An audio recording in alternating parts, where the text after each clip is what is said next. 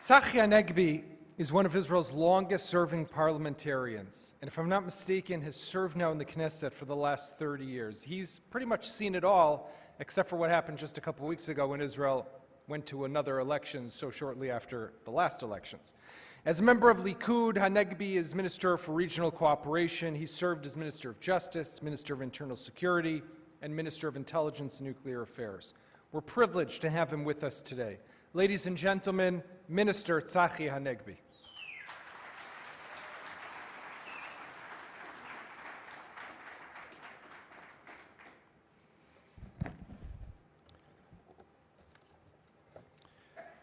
Thank you kindly for the introduction.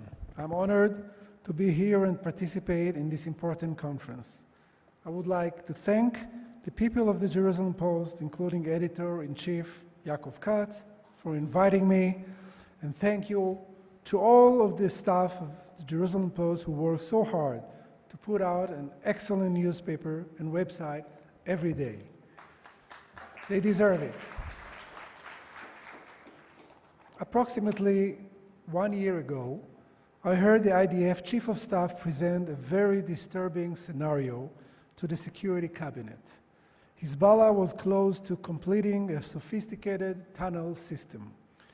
The purpose was clear: to allow for a strategic surprise against Israel in a future conflict. It was impossible for any of us to predict when Hezbollah leader Nasrallah or his patrons in Tehran would decide to send thousands of commandos under our border. We had to make a quick and crucial decision. We knew acting against the tunnels could spark a full-scale confrontation with Hezbollah. And I'm proud I had a privilege to participate in the decision that led to Operation Northern Shield last December. The operation worked exactly as we hoped. Every single tunnel was destroyed. Thank you. The IDF accomplished the mission which would save countless lives in the future. The terrorists were caught completely by surprise. They avoided any escalation. They understood that our superior intelligence and operational capabilities would lead to their inevitable defeat. Our action in the north was only part of what we call the war between wars, המלחמה שבין המלחמות. Over the last several years, we have targeted numerous Iranian bases in Syria. We simply will not allow an Iranian military entrenchment in Syria. They will not deploy tens of thousands of Shiite militiamen on our border, and we will continue to destroy any UAV and advanced missile capabilities that threaten our national security. Wherever needed, the daring soldiers of our most elite units engage in the types of actions generally reserved for a Netflix series. Decades will pass before most will be known.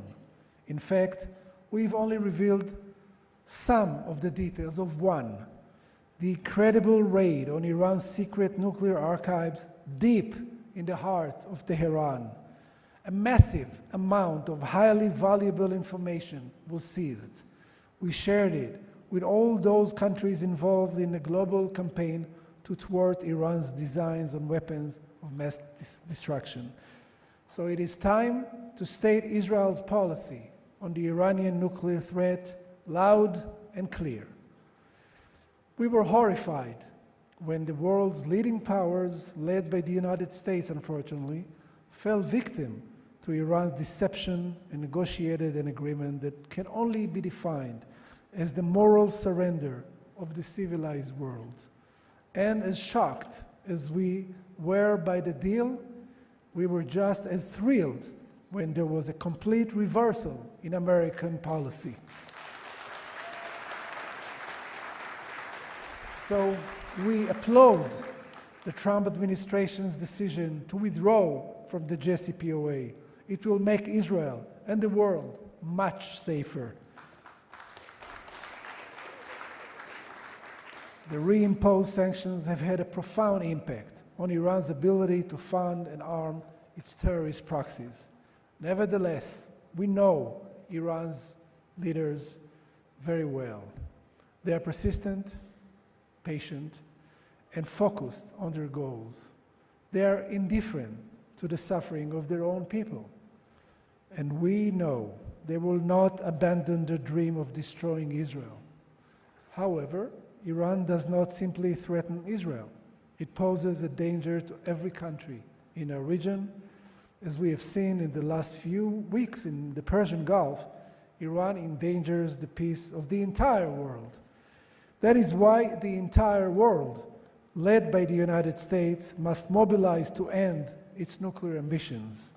But even if the whole world stands idly by, Israel will always be ready, willing, and able to defend itself against any threat.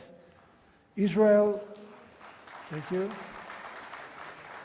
Israel remains committed to a goal that has been consistent through successive governments. We will prevent any hostile regime in the region from obtaining non-conventional weapons.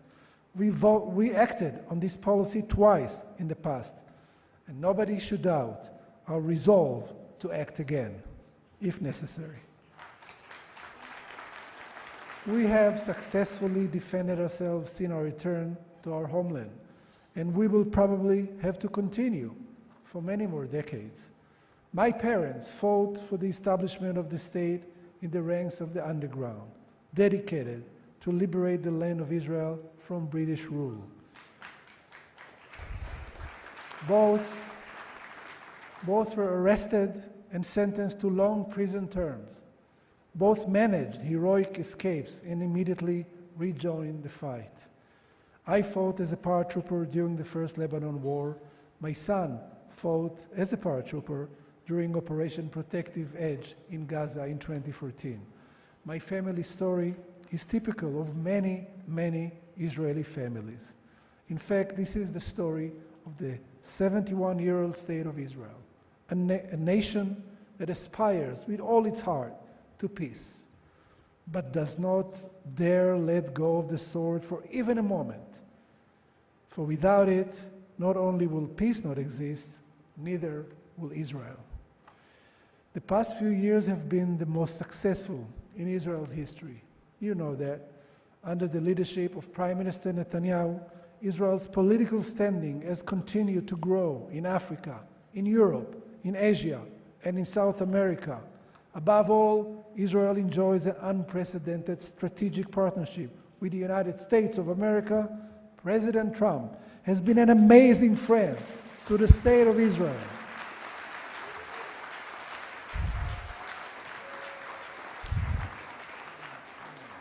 Better than we could have ever imagined. And I have been, as was mentioned before, a member of the Knesset and minister since 1988.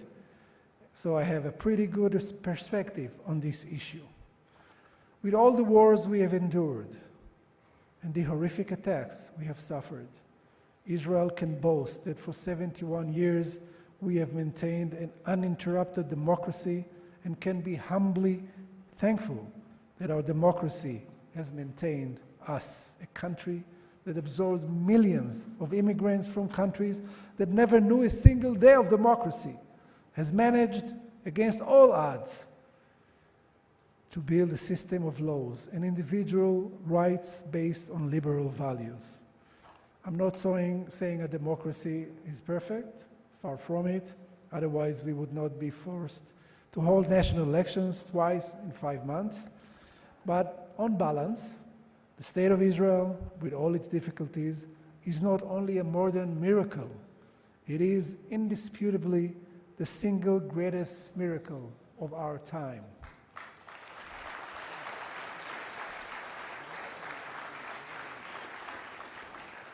We, the 9 million citizens of Israel, with all the differences between us, Jews and non-Jews, Sabras and Olim, religious and secular, of all denominations and backgrounds and languages and identities, We are united in our desire to reinforce and intensify this miracle.